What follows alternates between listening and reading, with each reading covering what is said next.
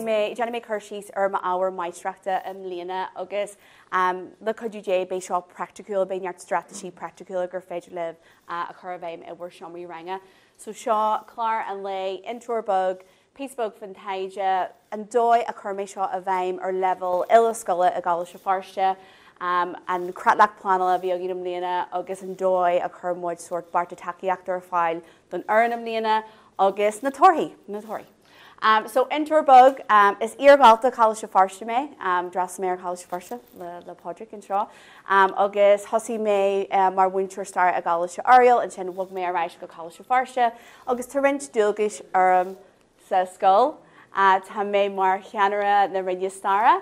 Agus is bralam sin ac am road beidir is tauti tugam na is misha a Múinteoirí agus scór a Gaeilge Feirste. Agus níl me an kinse an will and roll sin a bhaim hí siar, but am rudata na taki am wedge le Múinteoirí Forbairt Gairme nuair a hosín siad amach.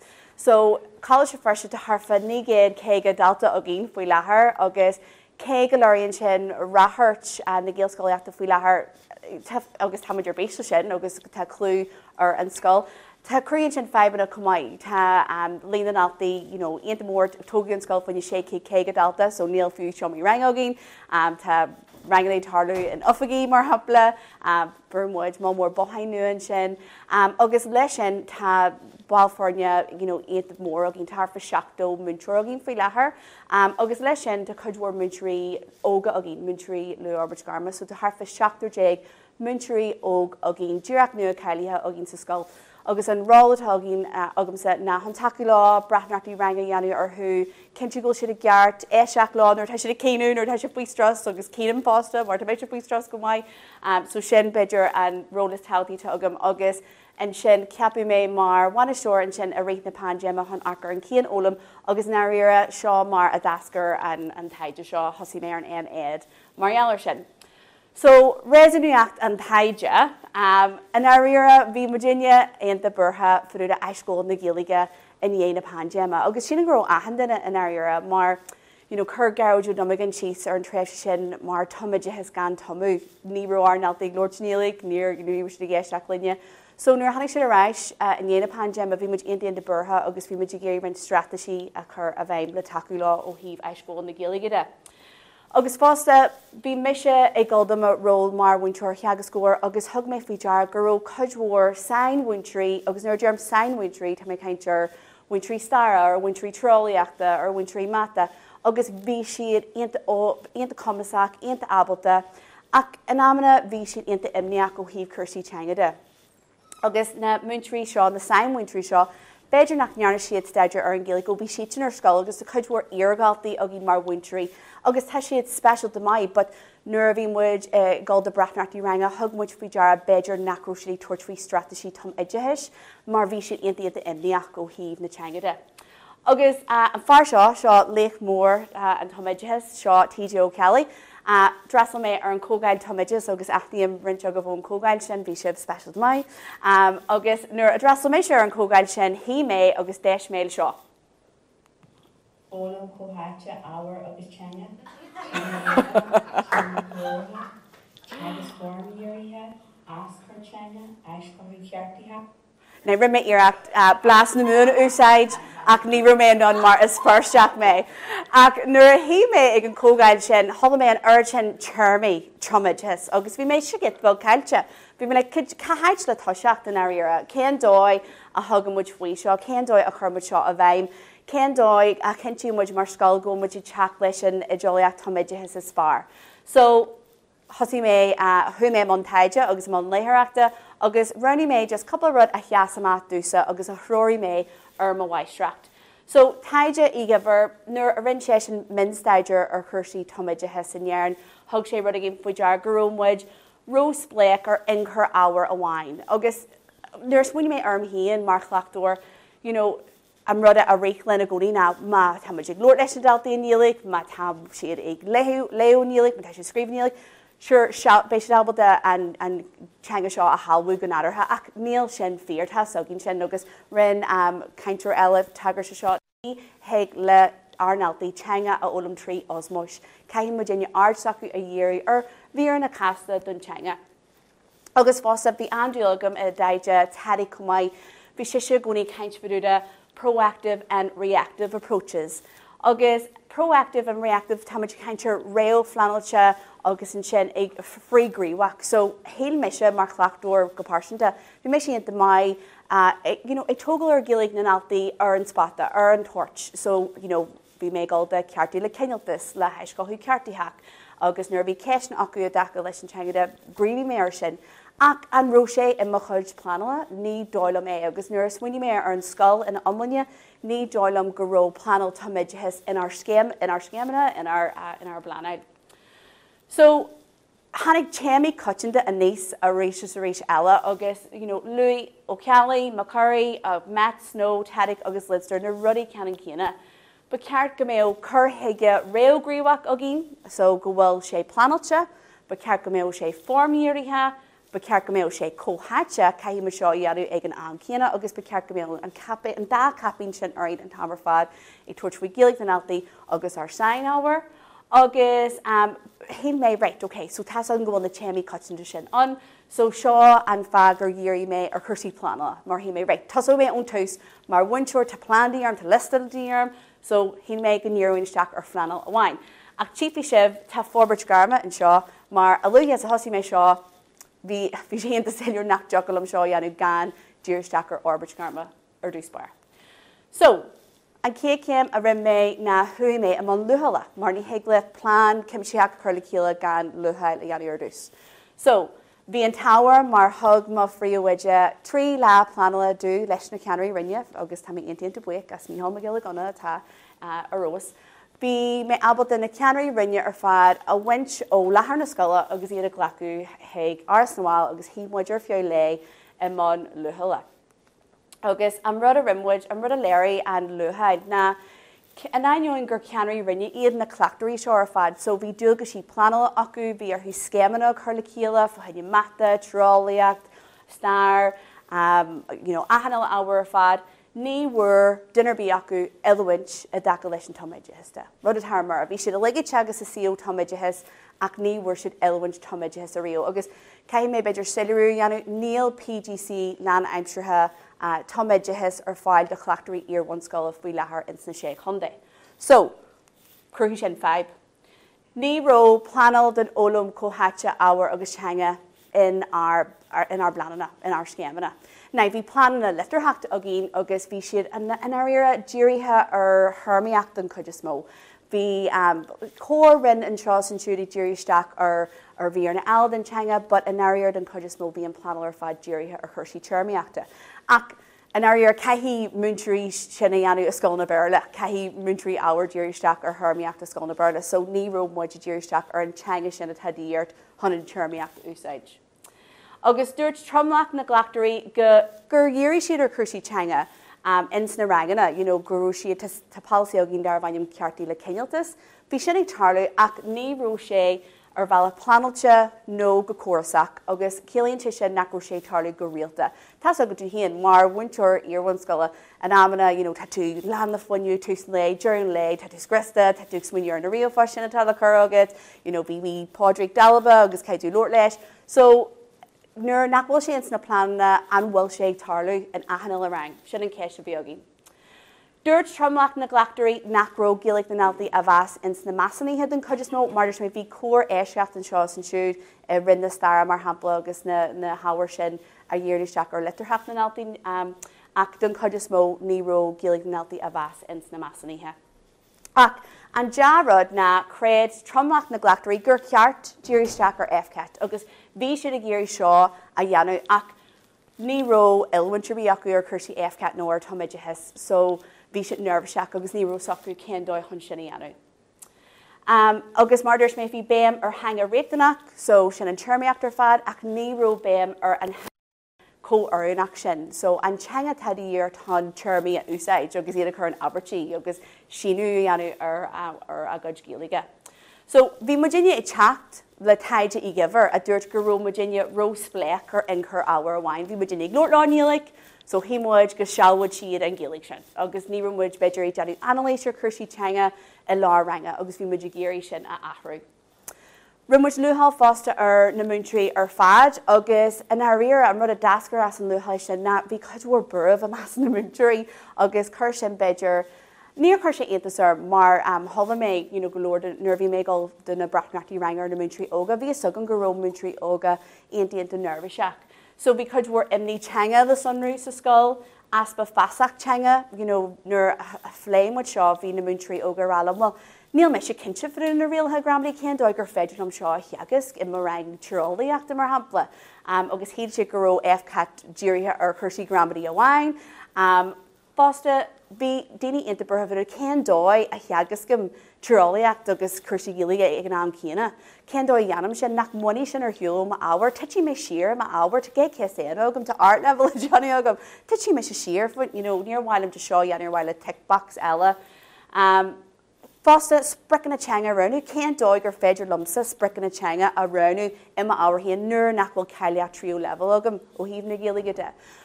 Cén dóid, cadíad na spricin na teanga cearta atá le roinú. So bhí na céise seo an céisna féinolaachta fásta ní wathí glóir Múinteoirí gur haimhúintear iad ní Múinteoirí teanga iad. Aspa ama, sin an ggóil sin in a dúchlan, de ahan Múinteoirí Scoile. Tuimeannig fáil aistrú eisina, le ní te golóir eisina ó chuí nach bhfuil aistrúthe ag an stát den nílaigh, so tuimeannig go fáil am an aistruhan agus a chuirsí nua gin tamar fad. Uach ibre aspa eisina samplethe den ólam cóthaitte agus ábhar, dúirt bhí si tunrála mo cén cumad tar FCÁT cén dó dhéanam tú seo.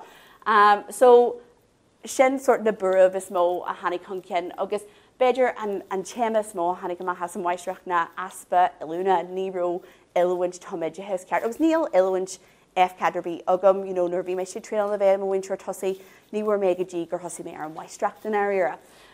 So hána sin nuair a céad chuir mé seo le go chéal bhí mé go dír sáil tá nuir sin feban ógin ach nuair thu mé aráis ag an taide te seoíonnta coitinta agus tá na febanna cíine ag Múinteoirí toméide his go heidirnáisinta seo taidic siise America agus tá na febanna cíine ag teacht cin agus dúirtí, it shouldn't come as a surprise. We are expected to be and prepared to be first and foremost content teachers. Agus nuair chríola mé le bhéim a bhainteoir iar-bhunscoile, chríola mé le bhéim a bhainteoir stara, agus níor thola mé umra ar FCÁT agus ar eiscothú ceartaíach agus ar ascur teanga. Now, bhí an táhar mar drasla mé se ar bhunscoil, so rim mé se athris ar na Múinteoirí aontaithe bhí agam. But bhí mé sasa nach raibh sé just buinte le scoil so gin So ar an darna lá a bhí agin bhí cheardlann pleanáil agin agus bhí seo special do mai. Agus an céad rud a rimmuid na hanig na ceannarí rinnear fat le chéile agus tá Coláiste Feirste gitbog dearfil mar tá ceannar rinne agin faoine ahanil a rinn agus tá harfa beidir cefar nó trúr an ahanil a rinn. Agus caihí na ceannarí rinne pleanáil dhéanú don rin sin agus eisna chur le chéile. So hanig si le chéile agus bhí darkmuid ar rint rudaí, darkmuid ar rubric still taidic agus lidster, darkmuid ar an temple pleanála a bhí ag lidster agus taidic in sa leir sin a bhí inta mai. Agus darkmuid ar taide bhgéir mar rin Gabriel McGear rin si staidear ar gílig na naltaí ar scoilsagin so bhí an táharing. Agus in sa taide sin de sort listed in na mancógias coitinta a bhí a más na naltaí agus bhí me jab sin a glacu agus arcar cad is féidir in January. So bhí an lá se bunithe ar pleanáil có abriach chéimiid le chéile, thuimiid man díospreachta agus bhí sé fearrhaid mar bhí me jabal de sor clachta sugin a rint a dacha leis an pleanáil de bhí sainolí teanga agin ó rinne gilige an cumáid rud bhí fearrhaid mar bhí me jabal de céisna chur agus churmuid plán le chéile. So churmuid temple pleanáil le chéile agus dúirtmuid right imlíana díúmuid iste ar FCÁT do bhbliana hocht amháin. Agus churmuid seo le chéile aonanta siimplí, okay, agus dúirtmuid gonneanimid seo go tearmúil, go runúimid spricina teanga tearmúla. Agus go níormuid iste ar hanga réachtanach, ar hanga cóorinach, agus an defriidir sin na tearmiacht, seo an teanga bhreise sin. Cadíad na gríochtaí ranga a bheits ar bonogin, cén dóid a dhéanamh muid meassanú ar seo ins na measnaithe, agus cén dóid a dhéanamh muid luacháil ar sin. So rinmuid bhí díospreacht aonanta teasaí agin fuú de spricina teanga versus spricina teanga a hanil a rang agus nó spricina teanga ahanana le tearma, agus an rud a chin muid na, agus muid tuiseach de maithar seo, beidir go mé sprecin na teanga de ahanana le ceacht, beidir nach joclinn sin a bhainte ma. So runny muid sprecin nó gá ahanana le tearma, agus bhí sé aontaí de táhateach go raibh seo fréimhithe a go hex an hour. During taidir fad, mana bhfuil sé ag go hex an hour, ní bheith cibhní na daltaí ar. Má stapan tú de rang star agus chun tú tús le rang grammaní bheith ar dís barbéis sin ledrnach, okay? Agus tá sogí nach nóbríon ruderbí a mahas có hex. Mana bhfuil sé buinte leis an hour tá idir lá agat, ní haúí na daltaí sin. So sin an plan bhí agin, seo sampla an sampla stara. So bhí muid gachar na lochlaní, okay? Agus seo na termí star ar fad a bhí le sealbhaí acu. But ken muid han cai me sé dír seachar an aimsir caiite gúnaí, okay? So béis sin mar sprec teanga go gúnaí, but rudí breise cosla an differ idir is agus ba. Is an aimsir caiite, okay? Agus an sin seo rinst na grúiachtaí a churmuid a bhaim, masanú bheith eiste le deanú acu, agus Luacháil gusí muid le chéal mar rin hon arcar agus le feicil an rúsé ar borsinach. So, in the sin, tá chormhaid na sprecin na teanga seo in our gym trail fólama. Now, the gym trail fólama agin fanny ahan illa hour ag Coláiste Feirste agus chormhaid sin ar fáil in Gaeilge agus in Béal don na teismhúinteoirí ar hiú na Scoile. So, chormhaid sin ar an gym trail fólama agus seo ag na daltaí agus an rudí an na daltaí na tá sé dabhla feicil right. Seo na rudí ar fad a bheits ar an basanú seo na rudí ar fad a bheits ar an basanú sin. So bhí ag na daltaí go mbeadh sprecin na teanga acu ar na masaníthe. Agus bhí ag na Múinteoirí agus bhí ag na teismhúinteoirí cumáid. So rimmuid sin.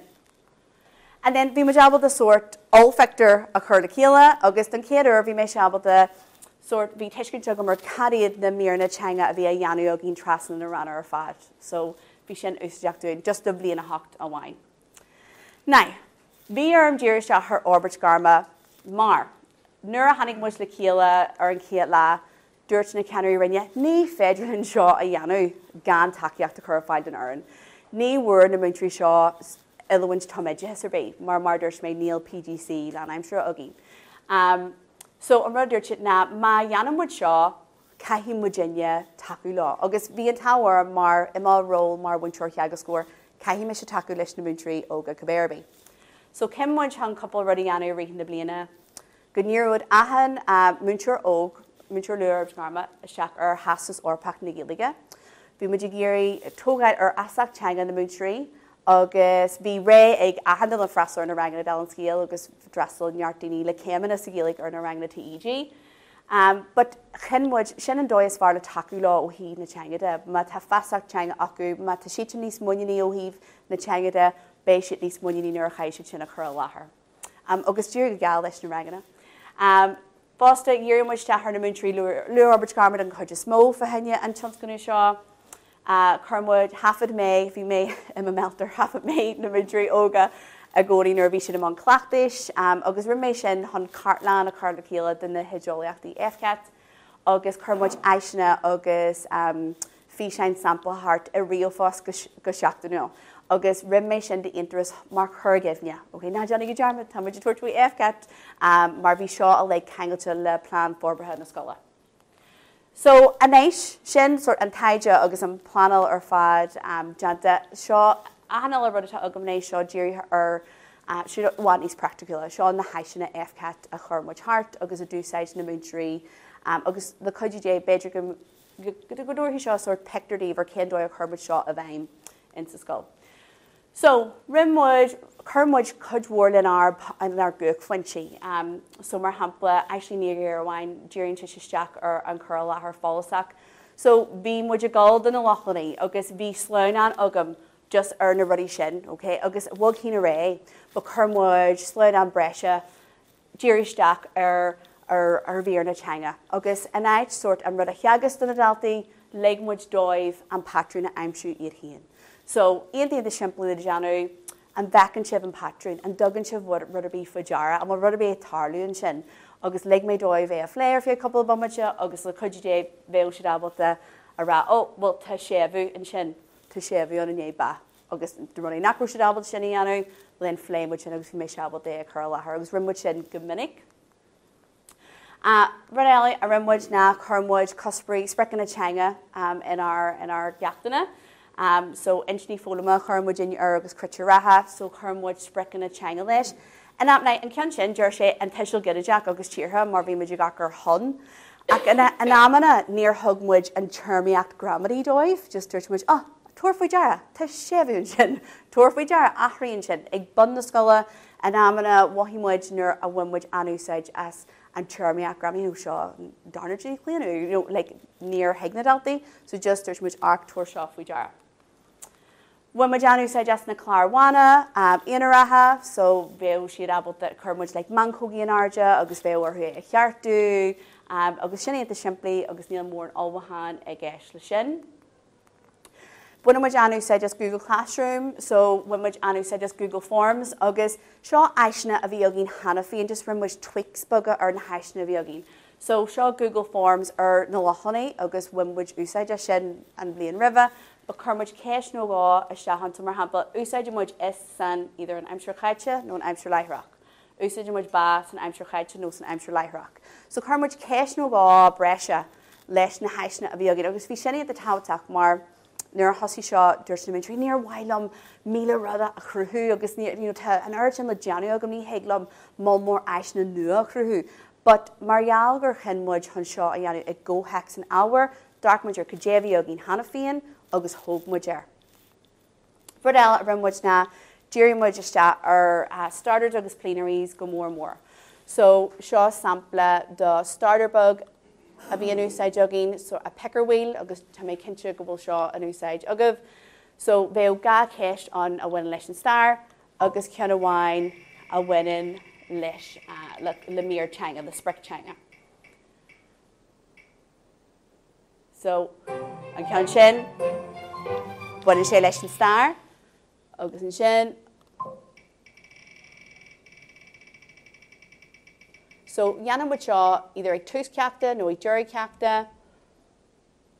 A réit chéine, céis bhfuil leis an star, agus an sin an ceann dearna.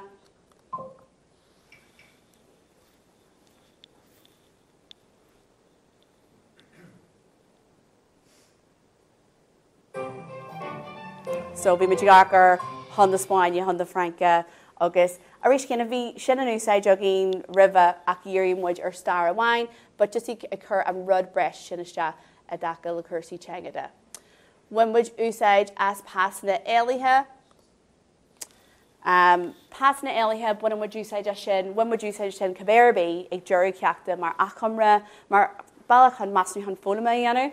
So Scrí rud a bhaine dúla mé ó híomh na teangada agus rud a bhaine dúla mé ó híomh na tapigada ceist a bhaine tá agam. Agus chummuid sin ar fáil na múinteoirí rud an ginolta, thuca leis an múinteoir trálaíochta sinna úsáid, ar múinteoir stara, múinteoir matematica mar hampla.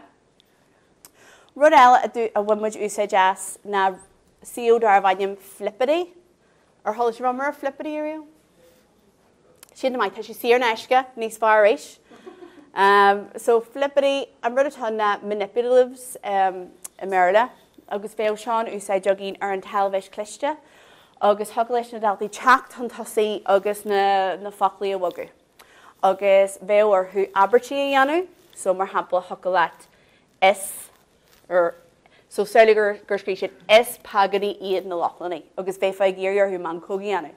Agus an sin bheith chuirte sin tús le cuara, an sin an tugur esatá nach an muidir caint fanna aimsir chaite, go déad bhil an féidir le rud a bí eile úsáid, agus an sin thuca lá ba a úsáid. So heaglaat na rudí a bhfugu hart, agus chummuid rudí an, so gneanhead siad man cógaí, agus an sin thuca linn iad a cheartú.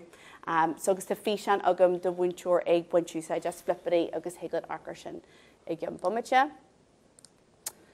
Rudí eile a bhainmuid úsáid na seachlistí scríbhnareachta.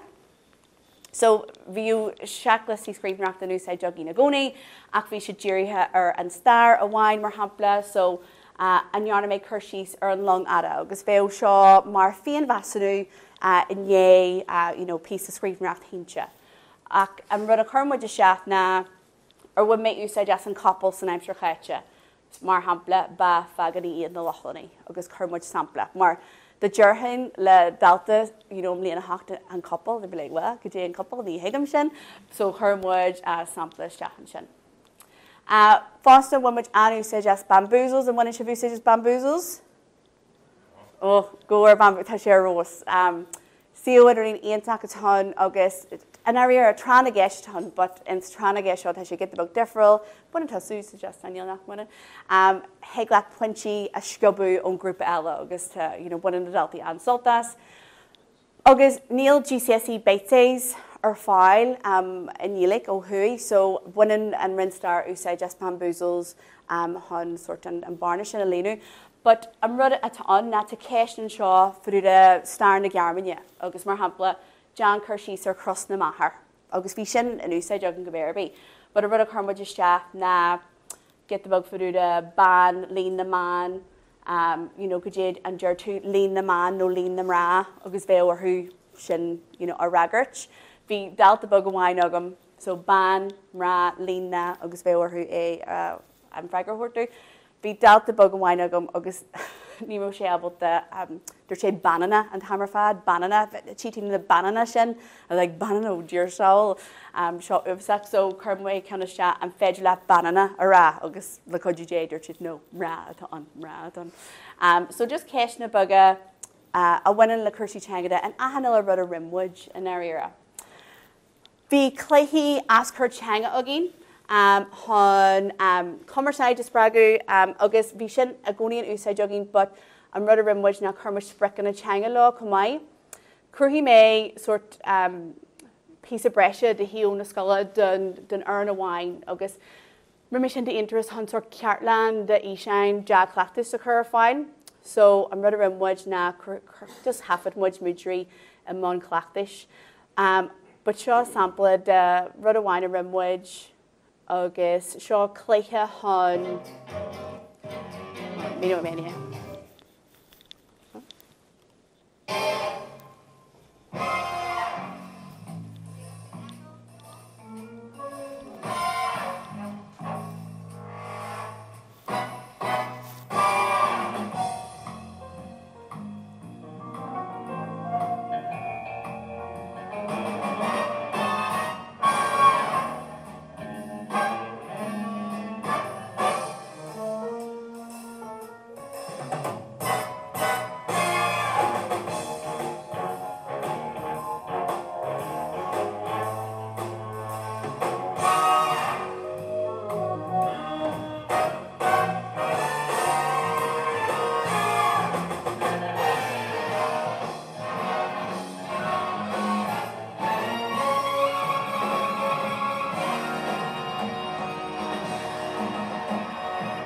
Make a full aibu vig punch wine go gi maleshka ac an cléthe seo ní féidir mé when seo cléthe commerceide so enjoy a brin sé na bhíar na daltaí Caitlín Normanach a léir go physical agus a rudí ann tú na chéantú atlá agus seir tú tarlam agus caiisiad ra ní féidir mé a winch agus seir tú cité nach féidirlam tú a winch agus caiisiad ra well is mise an geog agus gan mé bheith a daoine abalta ansaí an an Caitlín agus dóitá an hon iad a chur among commerceide an gílig is spragu agus rim mé seo a gcónaí but le spricin na teanga an éirí seo so could be rud a bhí idir láha agam bhí sé mar chuid den cléithe sin. Tá méid brí amachchas an go leiscail so rahí méid get bug níos giise drúil an go bhéil uirchlaigh a go mnééis sé ar dead a go leiscail.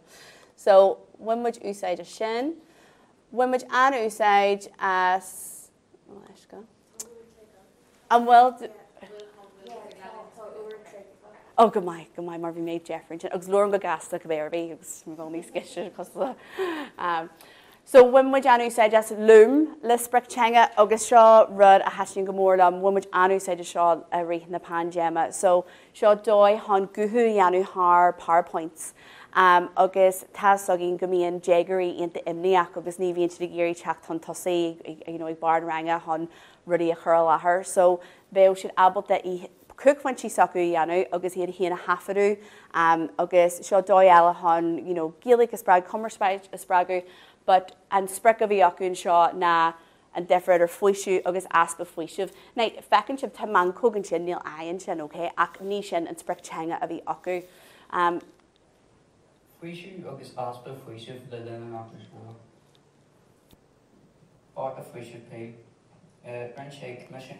So bhí an dalta sin abal é híon a hafarú, rin sin cúg foiinte, chur sé an Choláiste ar fada seach, agus an sin iarú séisteach ar an sprec teanga, foiisiú agus aspa foiisiúh a rihan chur lethar ar fad. Agus an sin ní amhain sin ach rin sé lúm ar a tá síarnéis go bhásta, agus bhí sé abal de guthú a dhéanú thar an rud ar fad, so bhí sé ag glúirt nílaigh sa bhála rud a bhí fearr-fearr-mhaith. Líon na bardaí idir-gríomhathe fásta seo, mé cos le níl mé buinte leis na hagraíochtaí nó na síú gréas an seo dal an scíal. Ach tá an síú idirín seo síarnéis go cumáid seo líon na bardaí idir-gríomhathe idir-gríomhach. So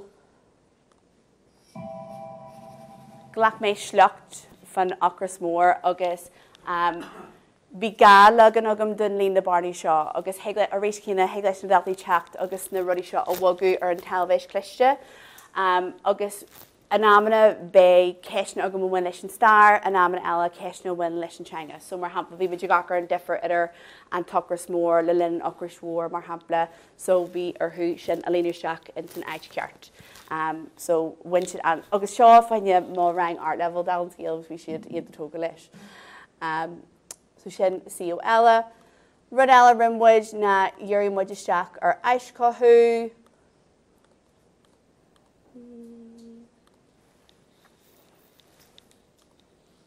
So aisceáthú FCÁT, so seo rud an úsáid jogin dar bhaine an turas fólama, an dhéana na masaníthe caian na Múinteoirí seo líonú se leis na daltaí, córa tá an áíire agus lorn tú lá fuidir go dé mar bhí an masanú an ro siad thsprec, arsprec, faoisprec, agus an rud a dachraí muidin seo na bhíú réalta le tuairt, sprec ábhar le tuairt a gcónaí, so beidir, níor luí tú na cisnear fad tíomhhir de iarú math na casca agus caí tú cisneáil a luigh ar go bébre tun. But churmuid sprec teanga leis fásta, so beidir rinn tú dearmad ar an sébhú ní ba, agus sin rimmuid iireacht FCÁT a chur le aithneil a gréad an teagas a bhí agin. Tras teangú pleanáil se fásta agus tá seo get bug conspideach tras teangú, but le tras teangú buna muid úsáid is eis na bearla an amna nuair nach bhfuil neart a bhí agin ar caiimiid fhí sin úsáid mar hampla, agus hí muid má tá sé pleanáilte bhuimuid tríal as sa fecail mé sé éifeachtaach níor bhuiim mé sé úsáid just eisteanna riú mar bhainteoir star go dtíam líana, agus hí mé gur sé éifeachtaach go leor mar tá ba ceartún na scéalna seo chothú na scéalna eistean sin na chothú mar tá arnaltaí dá hangach agus ba ceartún lasóhaintes na buúna sin, so hí muid go sin mai. Bhí aonanta tócha le cheddar picks an seo am líana, so chur mé chuid mór den na bitmódí seo le ma eisna, just nuair a tháinig ceisna a níos, maidir le gréthe áirithe an teanga. Cé mar churmuid is san anseachtaite? So churmuid sin ar an cúghainte and then An fabal seo banintegna, nó fearr. agus mar chhlaachúir nuair a bhí sin I má cúghaintí, cílíonn sé sin nachnearna méid dearmad ar an rud. Mar an amana just dean tú dearmad chun díirsteach ar chuirsí teanga nuair tá mó mór rudí le clúdaach agad ó híomh na staride. Rimmuid rudí cosla seo me tadidirbí álaach ar the magenta principles mar hampla seo rinse na rudí a bhhailn siad, so reduce and arrange, agus an rud a bhí seo ar bonogín ar Gaeilge Feirste, so scríb a chumra ar fáilsaí achtrach an APSS le náma seo agus caiitú é scríb fiche nó trotha focail rud a Jackar le Janu, agus an sin bí chur amach le seo an cogu a rihan cogi. No rangan a FSO bhí nó rangan a tírálaíocht a bhí ar thu picturí a chur iad a chomhtháthú agus iad a chur categóí ó híomh le a chuirsáil agus ruí nach féidir a chuirsáil anú, agus in dhé sin díar múntear orthu iad a chur in ó de réir baninteach agus barinteach. So a gcónaí just ag smúine ar bailí deirfila chun FCÁT a chur a bhaim. Na féiseáin churmuid seo le chéile agus just han bleisiú bag a thuirtaíomh den na féiseáin a churmuid le chéile. Rudí iad de siimplí, like, and múntear seo buintú sé just chláirhána. Scoile, fi race, roinntear an chur, ní bealaí. Déach cheisteanna. Scoile. A cheardlann, fi tú, ag scoile. Agus thola sibh sin dúirt sin daltabug scúb an tuair agus in sin bhí siabbalta é a cheartú. Seo a múinteoirí ag buintú said as flippity. No.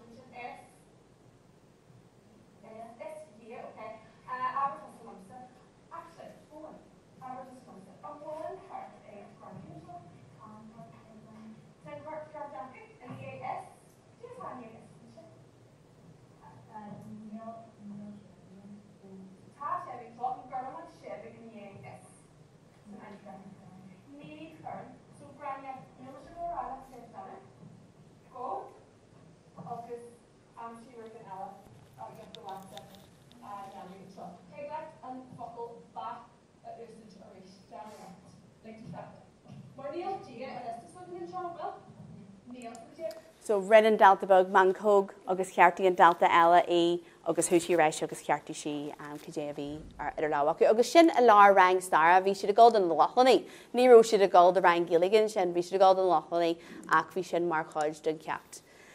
Just rud breise a lá an ceachta. Seo Grégraft in the Múinteoirí Aontaithe gáil an a rang na TG agus rimmuid an scrúdaí deir bliana, dír go geall le tromlach na Farne, rimmuid na rang na seo seachtainúil, déach an Coláiste na rangana, nuair rimmuid brathnachtaí ranga ar na Múinteoirí óga bhí FCÁT mar critar ar na brathnachtaí ranga.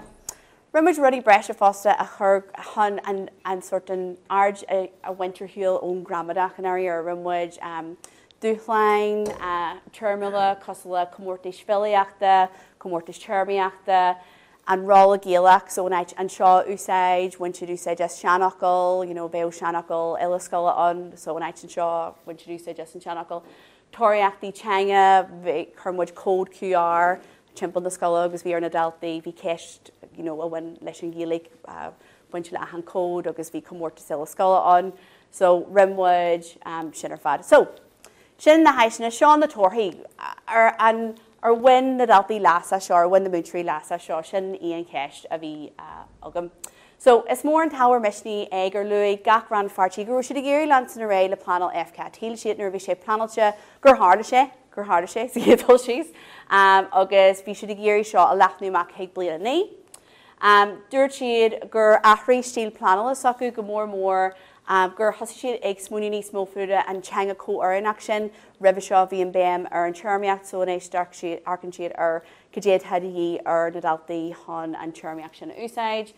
Fásta margheallar seo thosaigh na Múinteoirí inta rinn sort pléú teanga na daltaí níos minice.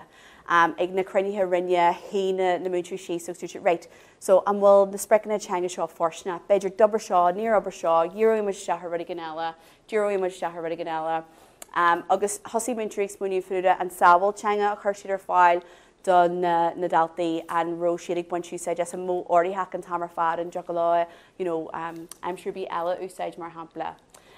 Fásta an rud a bhaithímuid na nuair bhí sé réo fleanailte sprág seo níos mó sort strategy neu fleanailte agus phríomhgríomhach. Mar gheallgrú sé in ábhar agus bhí sogin goróir hin dúir seach ar FCÁT thosaigh ag tuairt rudí faoi deara agus thosaigh muid a gáil de tiú ceartahan ó ar an tuairt mar gheallar seo. Bhí cléclú féinachta an agus golóir na Múinteoirí, Múinteoirí óga dúirt siad híimiise gur churmú am a bhí an agus FCÁT, smethcát, nó díarúlam, but ag dearna bliana híl siad a bhór agus dúirt níor win seo ar hiúil ó ma ábhar híon chur sé leis a néis tá teanga chi ag na daltaí hon tuairt faoin álaíocht nó tuairt faoin trálaíocht, so bhí sin iad mai. Na rudí is fearr beidir a dobar dúine na gurú fís heilir an bhí seo in our bláán Forbairt Gairme, bhí sé ag level rinne, bhí na Múinteoirí Luacháil Scoile, so bhí sé ag ahan ilagréid an Scoil agus híle Múinteoirí grú sin éifeachtaí. Na rang na TEG, chuidir sin go mór leis an imní teanga, mar thoca leis na Múinteoirí agur na spricna teanga a bhí acu is an sa rinneálaíachta, tuairtfuoin na spricna sin in na rang na TEG, waithí siad níos muinení, solar thosaigh siad a Gaeilge.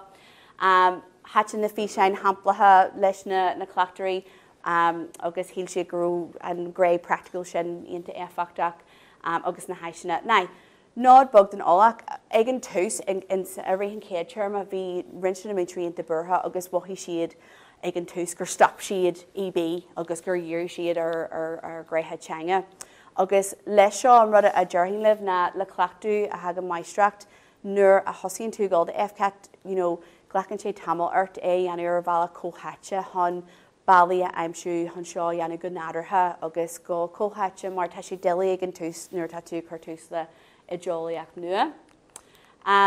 Torthaí na naltaí, so tugadh faoi bhí tionathair dearfach ag seo ar ghaeilge na naltaí. Luí na ran fartíthe gurú ardú feasachta an na más na naltaí, thosaigh siad ag chuirí smó ceisna ó híomh na ghaeilge agus bhí ardú feasachta le feiceáil in áireara. A bhí réimse leithne teanga le feiceáil in úsáid ag na naltaí agus ní chuann sin iontasar mar tugadh réimse níos leithne teanga dóibh in na rangana, so bhí ar úsáid. Agus bhí formathe defriúla den teanga an úsáid acu mar tugadh sin dóibh in na rangana. Bhí na daltaí Gaeilge níos mó féin ceartú agus bhain siad an solta sin, agus tháinig sibh sin in san íseán, bhí siad ábalta féin ceartú dhéanú. But nád bogd an ála, níor bhain gach dalta a an sprec teanga amach a churmid os go, no, níor bhain. Ar bhain siad gach sprec ábhar amach, no. Díirí leis na daltaí is fearr, ní iarúí, ní halbhaí an ahan il dalta ahan il rud fan star, so ní chuann sin iontasar nar bhain siad ahan il rud amach ó híomh na ghaeilge in na rang sin mar, just brath ar chumas an dalta in áireara. Ac an rud a tháinig chun solas go mór na tá daltaí táid ionta glic. Agus bhí heag siad nuair nach bhfuil contasaíocht ó híomh na teanga a bhaim I do thiom a ranga. Ní chuirtí na daltaí béim ar ghaeilge chrinn wai. Agus nuair a hégan na daltaí go bhfuil go gur an tosa mar bhainteoir béim ar chuirsaí crinneas agus ar chuirsaí teanga, bunaí siad úsáid as ghaeilge níos crinne sin a ruidirt tromnach na glachtarí dúirt siad, hé mé sin nachrú ghaeilge gur béag Pádraig agus hé mé gurú droch ghaeilge, ag stéasé, chuir sé iontas orthú in áireara, mar gheall gur heag na daltaí go raibh múinteoir d'áireara fa chuirsaí ghaeilge agus chuirsaí teanga, so heag na daltaí sin. So sin mé.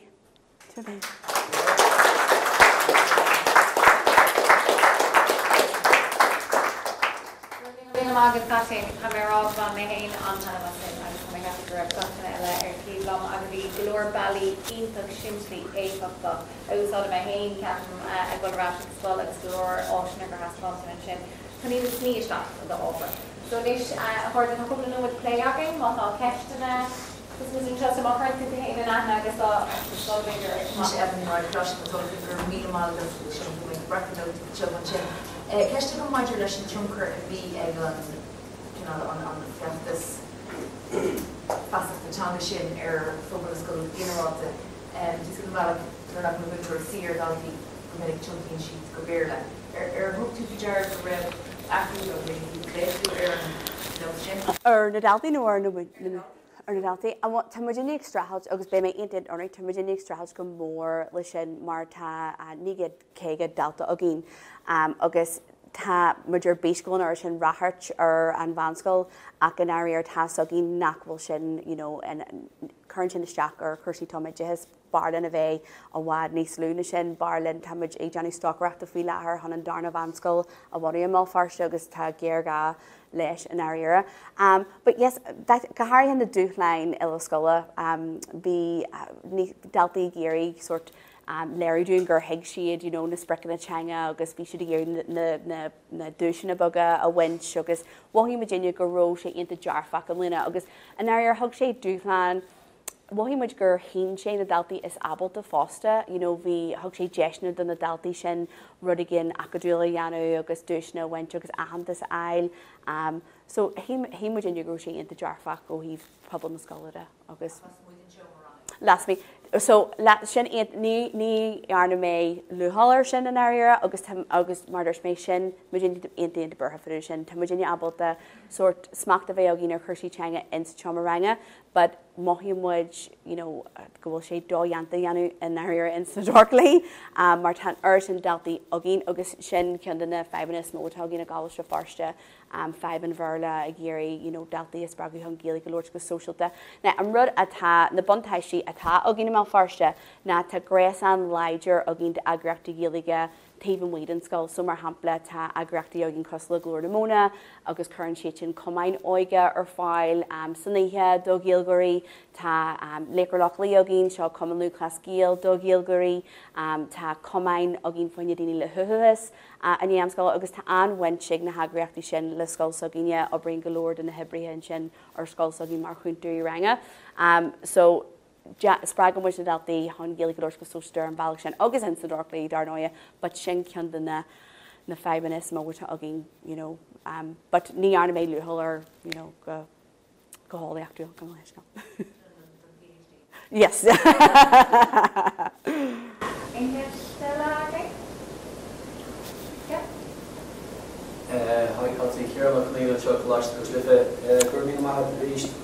Hannig mé na dorse intathe atá a go bh Gaeilge Coislife bhí géirí iad a chópáil. Bhile mé a chópáil. No, just test am le te na Múinteoirí sin. So cén chuí a raibh siad an level go na Múinteoirí idir hín agus an dó luú na bhí a scolas a chuí bhir tú kind of an cén chuí ran na Múinteoirí sásta gon faoi cinál scrúdú teag agus an scrúdú teag agus ibre trí an tríú farcin ceiste ar ná an ní Múinteoirí atá le bún agus scoil nó seo na cinál Múinteoirí ábhar idí nó cén chuí a raibh tú le Múinteoirí mar na hántí má. Imagine le Múinteoirí so tá sé defriil ó thuí dúir mé sé Gaeilge agus tá iarfriú leide Brendan O'Duffy sin dúla mé an tufas ó Brendan O'Duffy mar is Múinteoirí fásta. I Gaeilge Feirste tá sé defriil ó thuí so nuair tá trí bliain an doctahan agus tá bliain amháin an doctahan sin gabhlíon Forbairt Gairme agus in dhé an tref sin féin tú conrú buin ar scoilsogíine sin an policy tá a gin. So tá ag na Múinteoirí óga má creaíonn siad an Forbairt Gairme agus tá chudmhór a gceiste sin tá brathnachtaí range an tá ponain le líonú acu. So díormuid arthú freastal ar na rang na TEG. Na ní bhú sé réicnachtar luairmuid agus dúirt mar sílim gur cheartit mar chuid de Forbairt Gairme an rólatugam na caihí me se spricin a forbathe a aimsú in na Múinteoirí sin so de mé sin mar spric forbathe agad bheith freastal an rang na TEG. But den na Múinteoirí eile agus tá os ceann seachtú a gin faoi láthair just chumid ar a fáil agus chumid riomh hart le rá seo tarlú tá sé tíar neisce Dúí sib caileacht ofigiúil ag dúirí na bliana ag an scolas mar cosún sé beidir gacéad pontana an duine honna dhéanú rinn agus an rud a rimmuid na rimmuid thuimiid deagla TG agus dúirmuid arc an féidir leat a teacht hon na scola hon na scrúdaithe dhéanú mar hímuid go gurthaid sin asta ar Múinteoirí de méhharthú gol go manúid hon an scrúdaithe dhéanú so bí líon áirithe díaring hon sin dhéanú ach le tá Balfornia miltnach mór agin so rimmuid sin. Agus céimara bhí anrathar trna rangana bhí daoine agin agus bhí céimean acu sa Gaeilge, but ní anna siad a gahar bé ó bhí siad ar an ollscoil agus bhí siad ag teagas ar fiú beidir cúb bliana dig agus bhí siad ag géirí just snasta chur ar gcuid Gaeilge. Tá seán ceapan le go teanga maithan leis an somtá caga an muoinú le tríd na rangí gré cultúr ach béidir an rud atá nastab ná cháileach sin agus tá tulla sin é.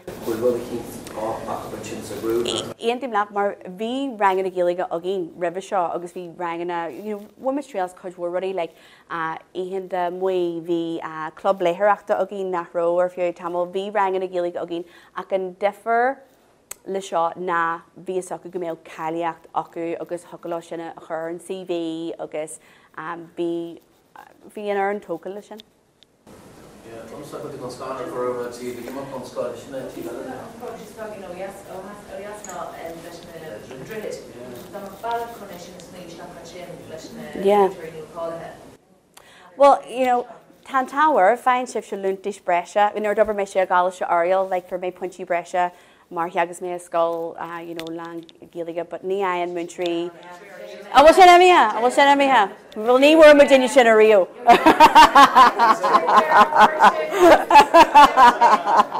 Well ní an Virginia sin.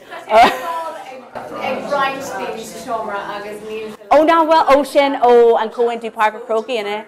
Oh, Conspa Jack. Sin the first she chat to shy crew trouble Jack go over that.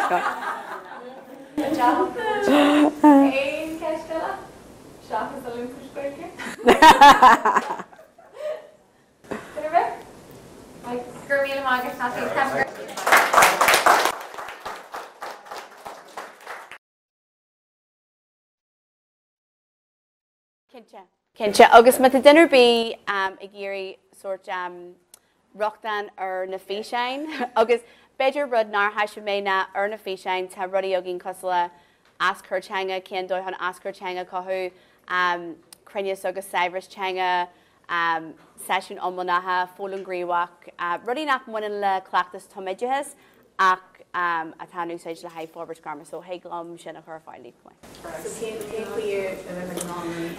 tá pásacail sin, but higla mé a chur fáil de Gaeilge and